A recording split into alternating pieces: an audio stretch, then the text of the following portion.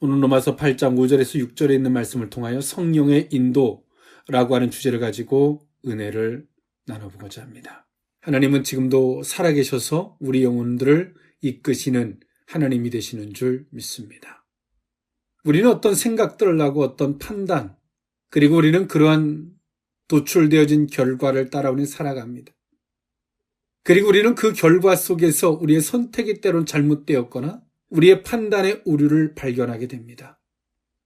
또 그것을 발견했을 때 우리는 때론 상황적 논리로서 그때 내가 이랬으면 어땠을까 저랬으면 어땠을까라고 하는 그 생각의 늪에 빠져갑니다.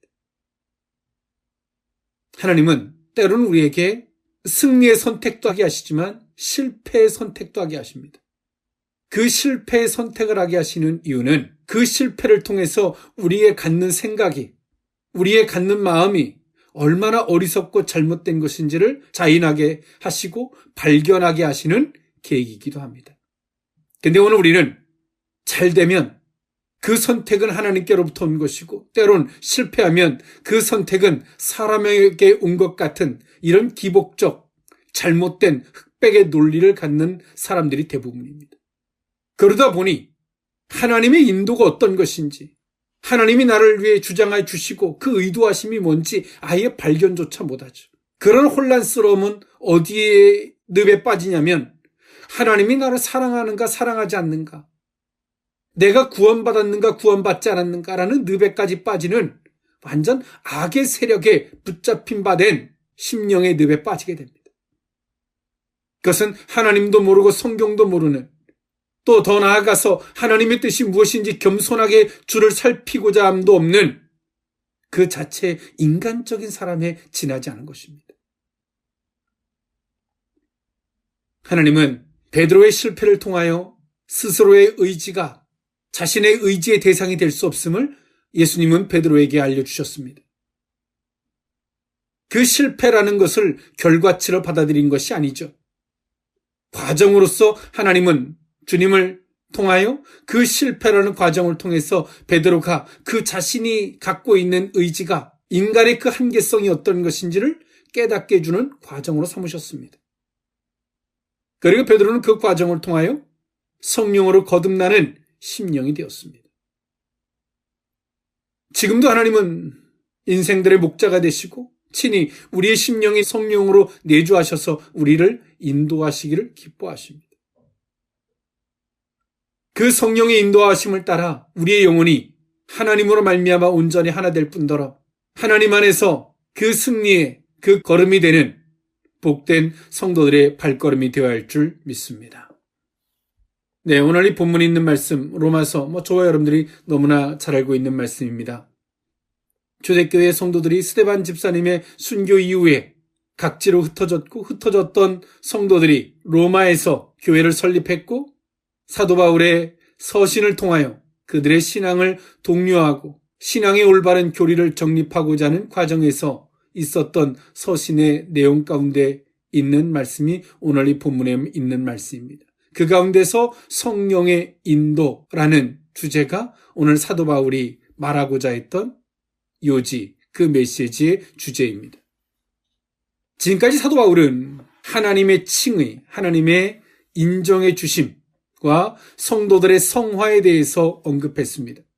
그런데 오늘 이의 본장에서는 성도가 성화의 단계에 있어서 종국에 이르게 될 영화, 하나님과 온전히 하나 되는 것에 대해서 언급합니다.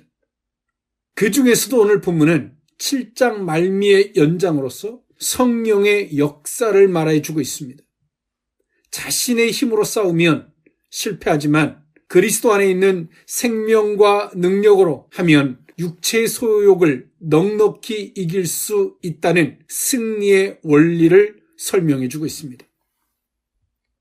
즉 그리스도를 통하여 사망에서 생명으로 옮겨진 성도는 독자적으로 죄의 법과 싸울 것이 아니라 자기 안에 내주하시는 성령으로 말미암아 성령으로 더불어 싸워야 한다라고 사도 바울은 말해주고 있습니다.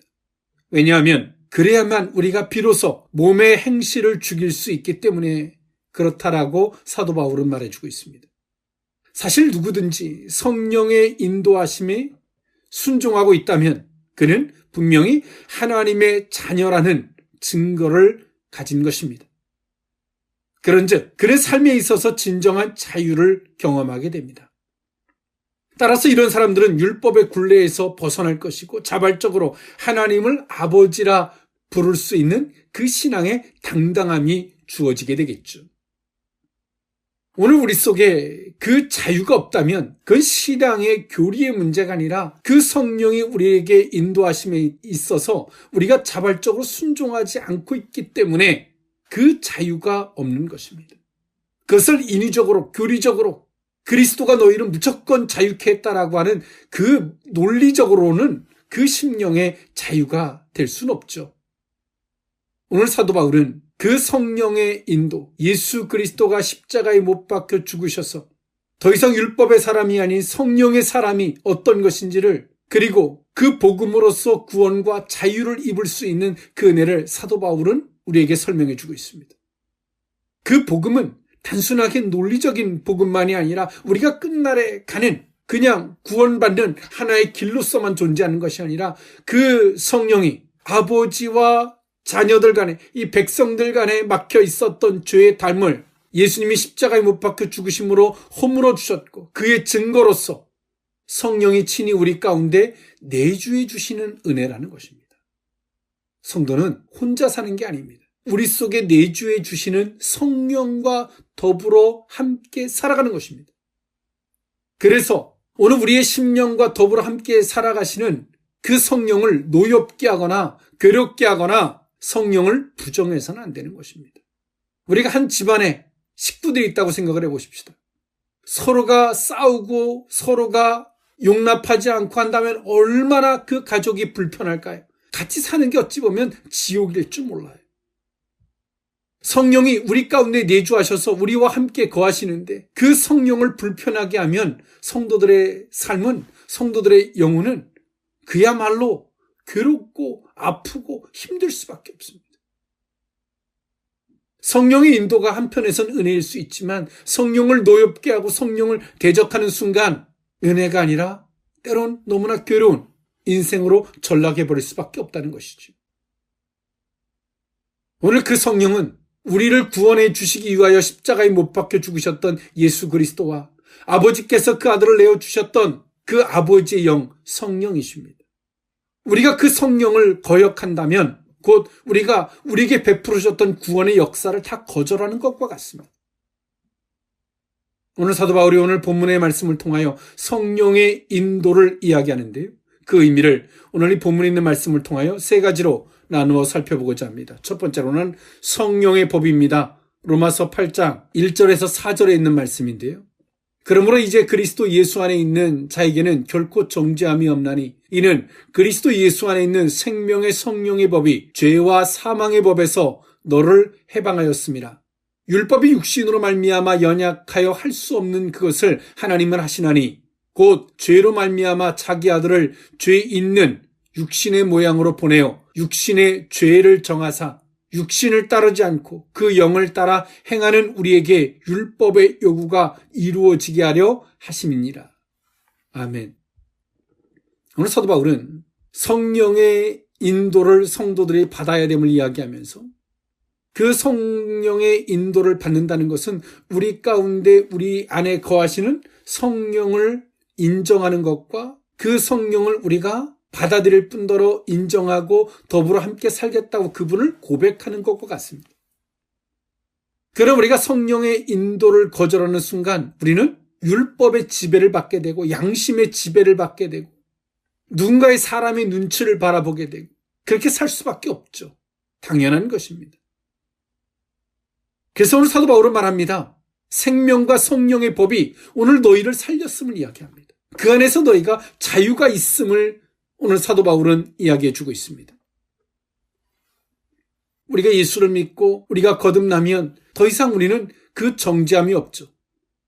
그 안에서는 이 얼마나 큰 은혜입니까? 그리스도의 구속의 공로를 힘입어서 우리가 중생한 후에는 비록 죄를 지을지라도 죄의 용서함을 받고 궁극적으로 구원을 얻을 수 있다는 놀라운 사실을 이 본 구절은 선포하고 있습니다.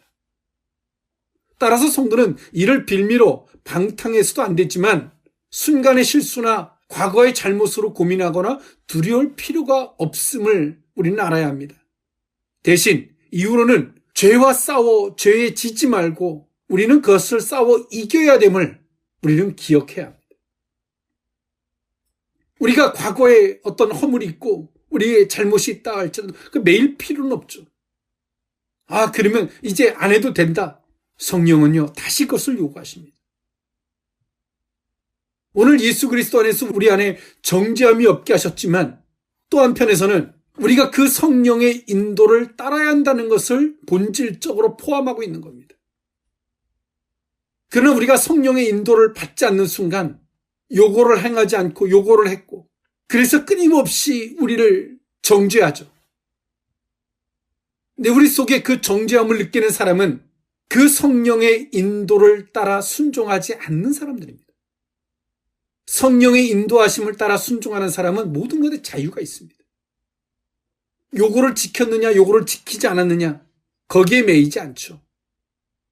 인간은 그 율법을 다 지킬 수 없습니다. 그런 사람들은 어떻게 하냐면 끊임없이 하나님과 흥정을 합니다.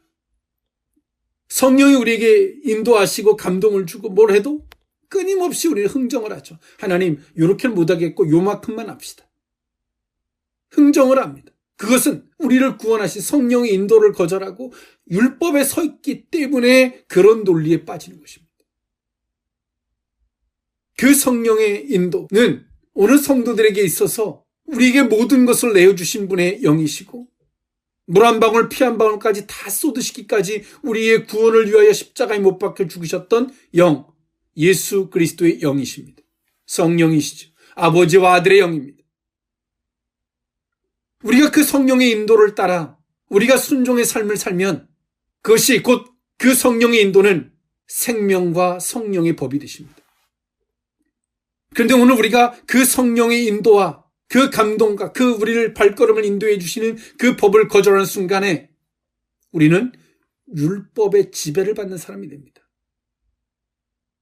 예수 그리스도가 십자가에 못 박혀 죽기 이전에 율법의 사람이 되는 것입니다.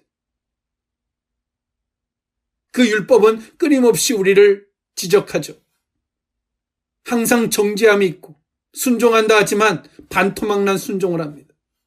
진짜 순종이 아니죠. 항상 양심의 가책이 그를 지배하고 쫓아다닙니다.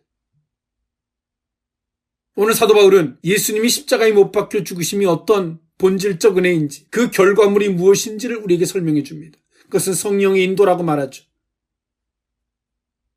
그 성령의 인도는 생명과 성령의 법이라는 사실을 우리는 기억할 수 있어요. 오늘 우리의 삶은 무엇을 하나 고치기 위해 노력하는 삶이 아니라 성령의 인도에 순종하는 아멘하는 그 자리에 설 때에 우리 속에 내주해 주시는 아버지와 그 아들의 영인 성령과 더 이상 다투지 않고 화목과 평안이 있는 것입니다. 오늘 우리에게 주어진 삶, 때론 가진 여건에 따라서 새롭게 주어지는 우리의 삶이 때론 올 한 해가 고통의 연속처럼 느껴질 수도 있고 어떤 사람에게는 아주 보편적 은혜로 느껴질 수 있습니다.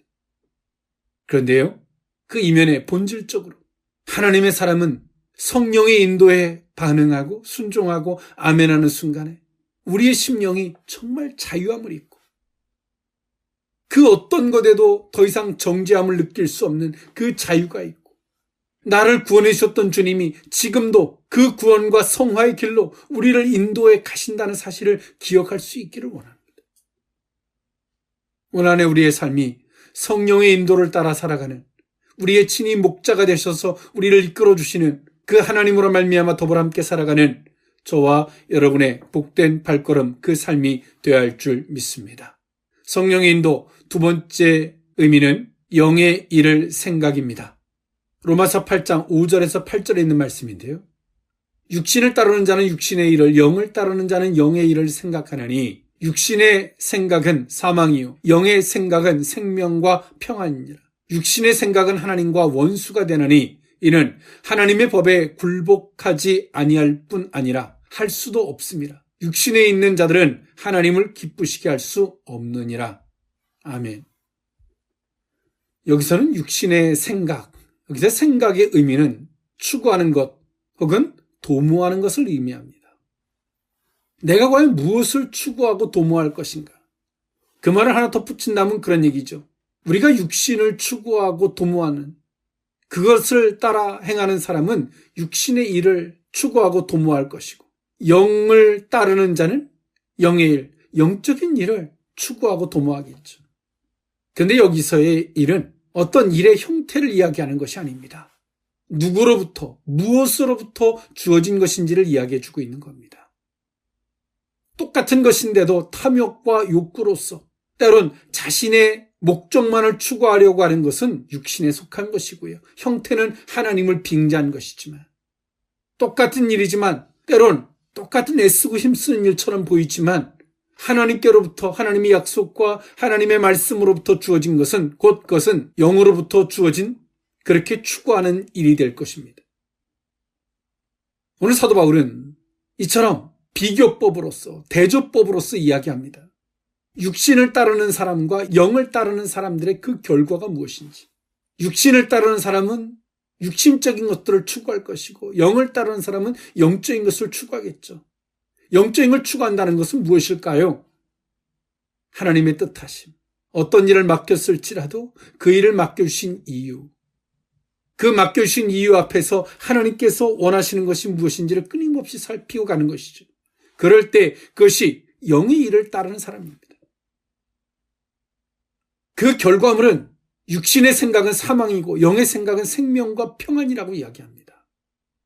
우리가 하나님을 빙자해서 뭔가를 막 하나님 내가 이거 해주면 내가 이렇게 할게요 저렇게 할까요 하지만 그렇게 살면 살수록 하나님과 원수가 되어지고 하나님을 원망하게 되고 기도한답시고 기도하지만 도리어 하나님을 배반하는 자리로 흘러갈 수밖에 없다는 것입니다. 우리는 어떤 일 가운데서도 우리가 하나님의 주권 안에서 하나님 어떤 이유 가운데서 허락하셨고 이것을 통해서 내게 말씀하심이 무엇인지.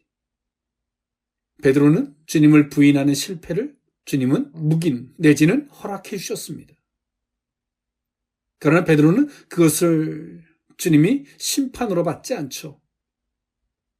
그 모든 일 가운데서 베드로는 주님의 뜻하심과 그 이유를 살피려고 했기 때문에 그것을 심판으로 받지 않습니다. 하나님의 뜻하심, 이것을 허락하신 이유를 겸손히 살피는 순간 주님이 내게 이것을 깨닫게 하려고 하셨구나.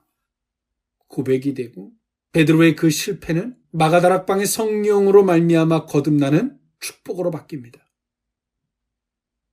우리는 이와 같이 모든 일들을 잘되면 하나님, 실패하면 막이나 나로부터 왔던 이런 이분법적 논리가 아니라 겸손하게 그 실패 자리에서도 하나님의 주권 앞에서 하나님의 내게 이것을 허락하신 뜻이 무엇인지 겸손히 살피고 주의 말씀을 살피려고 하고 그 의도를 파악하려고 하고 그럴 때 주님은 징계처럼 보이지만 징계가 아닌 성화의 과정으로서 더욱더 축복된 과정으로 그 모든 것들을 삼아주십니다. 합력의 선을 이루어 주시는 것처럼 말이죠. 이것이 곧 하나님의 일하십니다.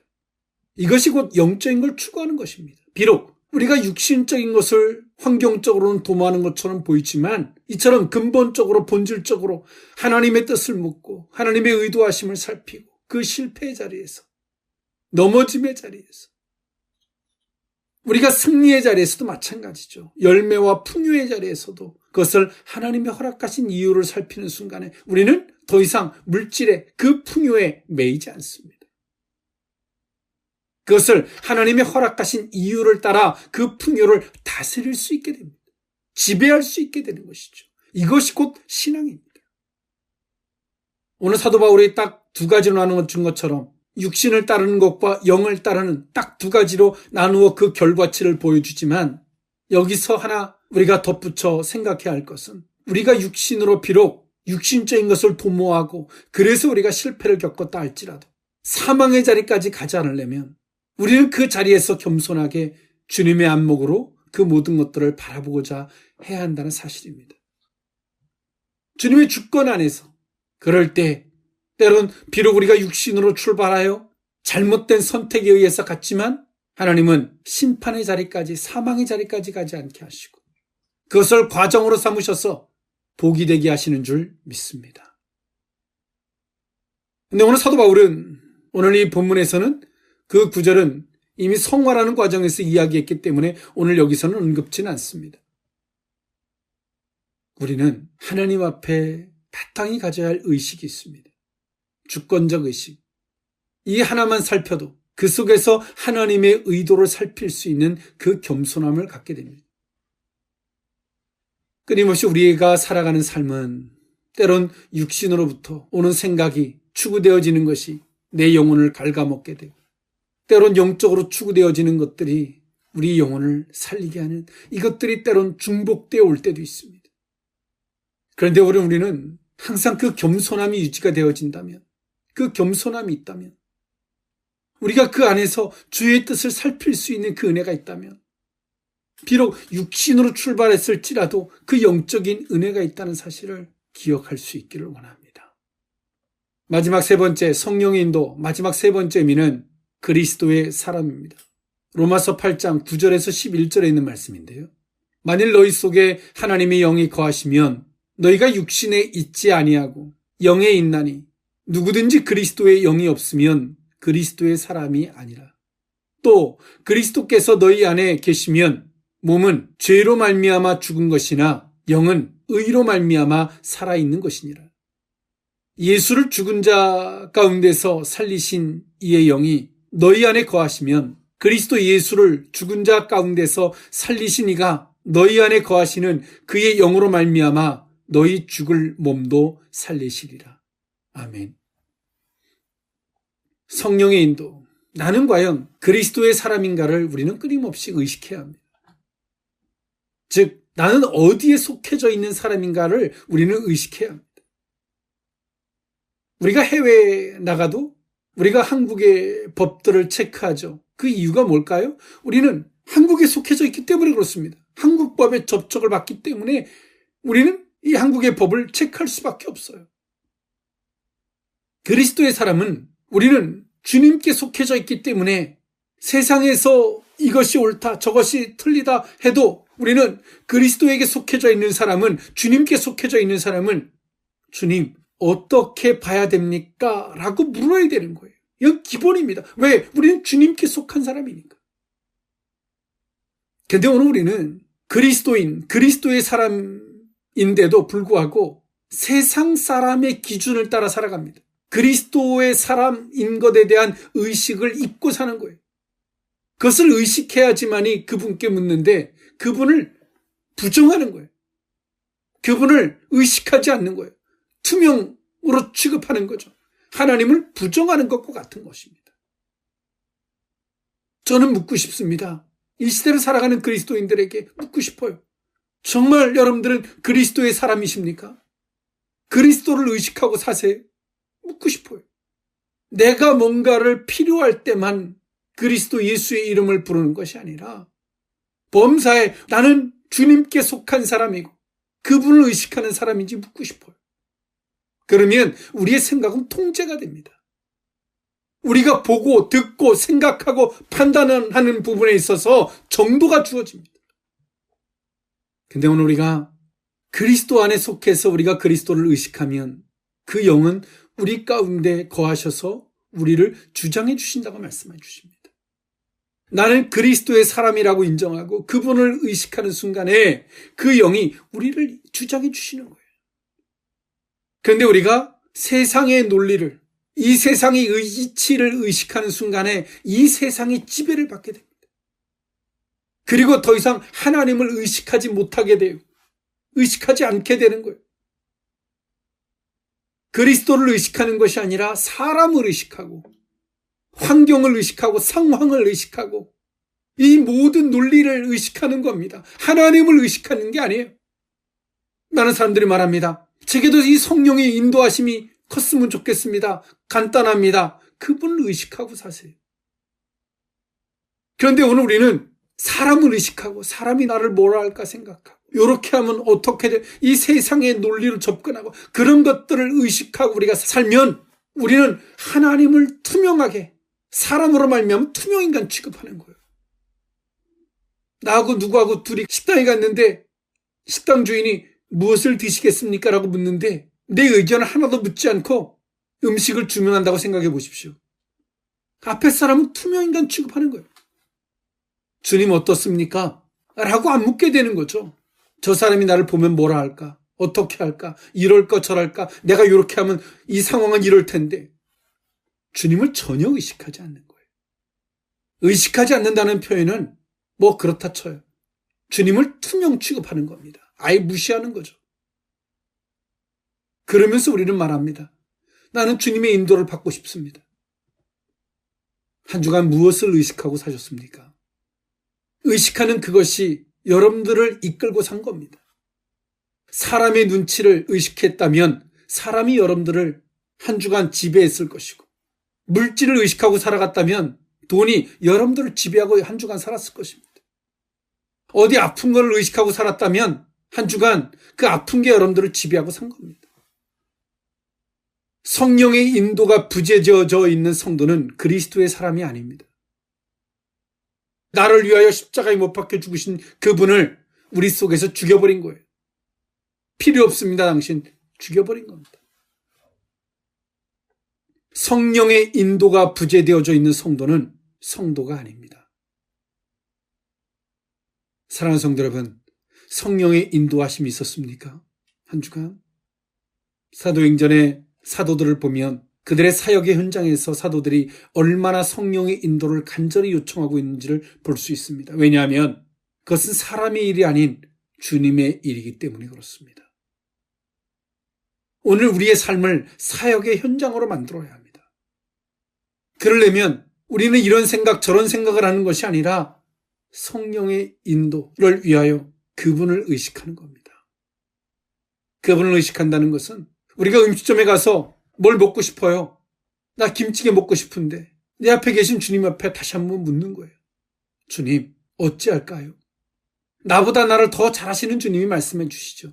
아직 너는 위가 온전치 못해. 너는 이걸 먹으면 안 돼. 비록 내가 먹고 싶을지라도 나보다 더 잘하시는 주님 앞에 주님 그렇군요. 그리고 그것을 받아들이는 거예요. 이게 신앙입니다. 그런데 저 김치찌개 먹고 싶어요. 주님이 넌 안 돼. 이래서는 안 돼. 넌 위가 아직 건강하지 않아. 안 돼. 라고 말씀하시면 이런 사람이 있어요. 그러면 주님, 이번 한 번만 내가 김치찌개 먹게 하는 사람도 있고요. 그러면 주님은 주님대로 하세요. 저는 저대로 할게요. 라고 하는 사람도 있습니다. 이 모든 것들이 주님의 인도를 부정하고 주님 자체를 부정하는 자리에 서게 된다는 사실입니다. 주님의 구원은 구원이고 주님의 인도는 부정은 부정이라고요? 그렇지 않습니다. 우리 속에 내주하시는 영은 우리의 구원을 위하여 모든 것들을 내주셨던 아버지의 영이시고요. 우리의 구원을 위하여 십자가에 못 박혀 죽으셨던 예수 그리스도의 영이십니다. 그분이 우리에게 인도하고 계시는 거예요. 우리가 그분의 인도를 순종치 않고 거절하는 순간에 구원은 필요 없습니다라고 하는 것과 똑같은 겁니다.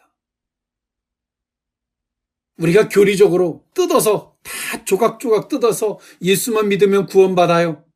근데 그 우리를 구원하신 그 영이 우리에게 인도하시는데 그 인도를 거절하면 그 구원이 내 것일까요? 구원은 나하고 상관없는 것입니다. 성경도 말하죠.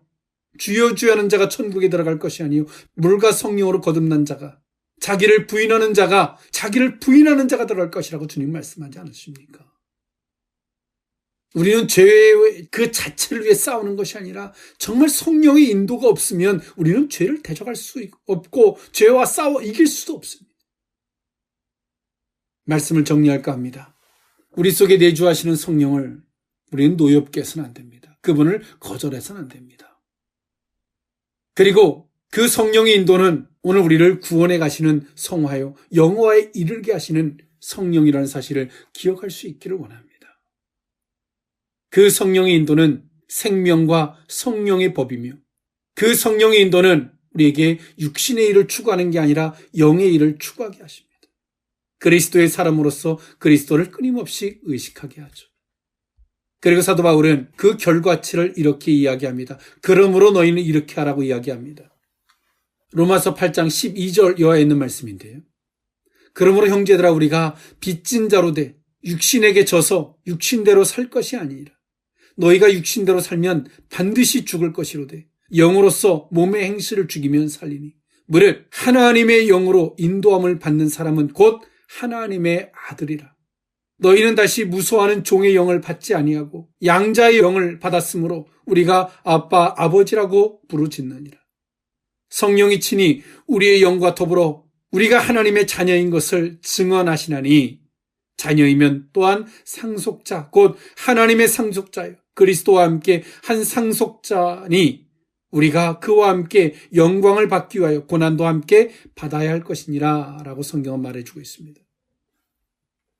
그러면 사도 바울은 말하죠. 그러므로 너희들은 육신에 져서 육신대로 살면 안 된다. 그 육신을 이길 수 있는 것은 성령의 법, 성령의 인도를 따라 살 때만이 가능한 것이다라고 이야기합니다. 그리고 그 성령으로만 말미암아 우리가 아바, 아버지라고 부를 수 있다라고 말하고 있습니다. 우리가 하나님을 향해서 정말 아버지라고 안 불러줘요. 막 친근감 있게. 여기서는 아빠라는 표현을 썼는데 친근의 의미입니다. 원어상. 하나님을 친근하게 정말 아빠, 아버지라고 불러주지 않아요. 왜? 내가 성령의 인도를 따라 살지 않거든요. 우리가 성령의 인도를 따라 사는 순간에 육신의 욕구도 이길 수 있을 뿐더러 아빠, 아버지라고 정말 친근감 있게 아버지라 부를 수도 있고 그리고 그 성령이 내가 하나님의 자녀인 것을 증언해 주는 거예요. 내가 막 믿으려고 애쓰는 게 아니라 성령이 우리 속에 너는 내 자녀야 라고 주장해 주고 증언해 주는 거예요. 믿어지는 거예요. 근데 우리가 성령의 인도를 내가 거절하는 순간에 아무리 교리적으로 설명을 듣고 아무리 하려고 아버지라 부를 안 되는 거예요. 한 주간 우리의 삶이 성령의 인도하심을 회복하는 하나님과 화평함이 있는 복된 한 주간이 될 수 있기를 원합니다. 그리스도의 사람으로서 항상 범사에 주님을 의식하는 나는 주님께 속한 자입니다. 주님을 의식하는 그 자리에 서게 된다면 성령이 우리의 발걸음을 뜨겁게 인도하는 복된 성도들의 모습이 될 것이고 성도들의 삶의 현장이 사도행전의 사역의 현장이 될 수 있는 복된 은혜가 있을 줄 믿습니다. 기도하겠습니다. 사랑의 하나님, 우리가 하나님의 사람이라면 구원받은 사람이라면 성령의 인도함을 받는 생명의 성령의 인도하심이 있는 모습일 줄 믿습니다. 율법 아래 하나님 끊임없이 정죄받는 자리가 아닌 생명과 성령의 법이 이끄시는 성령의 인도하심을 따라 살게 하시고 육신이 추구하는 일을 도모하며 애쓰고 힘쓰는 인생이 아닌 하나님께로부터 영의 인도함을 받을 때에 주께서 우리에게 말씀하신 것을 추구하는 삶을 살기를 원합니다. 그리스도에게 속한 사람으로서 주님을 의식하고 최종적 판단을 주님께 내어 맡기는 그 겸손의 심령으로서 성령의 인도하심이 있는 복된 발걸음이 되게 하여 주시옵소서. 성도들의 삶이 지지고 볶는 인생이 아닌 사도행전 사역의 삶이 되게 하여 주시옵소서. 축복하옵고 예수님의 이름으로 기도하옵나이다. 아멘.